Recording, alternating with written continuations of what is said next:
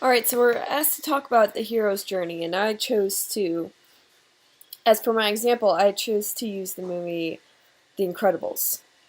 So, step one is the ordinary world. So, this is where the hero is introduced into his or her ordinary world. Now, this is, for The Incredibles, the ordinary world kind of is what we would think the ordinary world would be.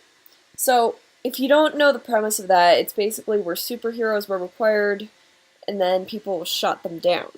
And so now they're all required to be part of the normal world without any heroics. So this is the ordinary world. And it's for Mr. Incredible, or Mr. Parr as his real name is. He's sort of introduced into this world, and it has a really rocky start. So he can't really seem to fit in, especially since he feels like he should be doing heroics and instead is trapped in regular, boring, everyday world. Next one is Call to Adventure, where the hero is presented with a problem, challenge, or adventure. So Mr. Parr, or Mr. Incredible, is called to be a hero again, and which actually leads to step 3, where it's the refusal to call. So he doesn't really know if he's supposed to be doing this because he would be lying to his family. He would be lying to the rest of the world. It's a very dangerous mission. But then he meets with a mentor, which is step 4, which would be Edna Mode. And so he meets up with her, and she actually convinces him that it would be a good idea to, get started in her own crazy way.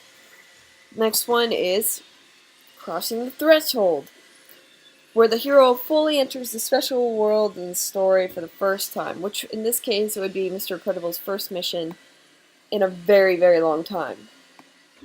Test allies and enemies would be step 6, where the hero is forced to make allies or enemies in the special world, in which case his ally or enemy, comes in the form of a very attractive blonde lady.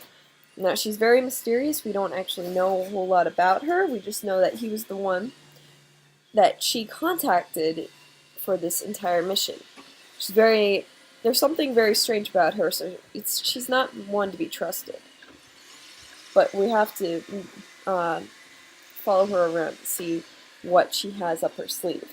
In which case, Mr. Incredible is actually faced with the test of taking down a very dangerous and powerful machine. Alright, approach to the inmost cave, where the hero comes at last to a dangerous place, often deep underground where the object plus is hidden. Mr. Incredible comes across a cave that's hidden underground where he follows the blonde lady in order to get more information out of her.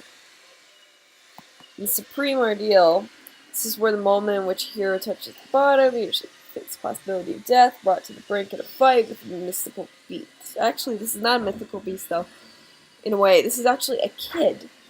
Alright, so this kid has an agenda against Mr. Incredible and his family. So he created a bunch of inventions to make people super and heroic. And in which case he actually threatens to kill both Mr. Incredible and his family. Seizing the sword, or the reward. Having survived death, beaten the dragon, slain the Minotaur, the hero now takes possession of the treasure as he comes to him. Alright, well, in this case, it's acceptance among other people, where people decide that, we could probably use some more heroes in this world.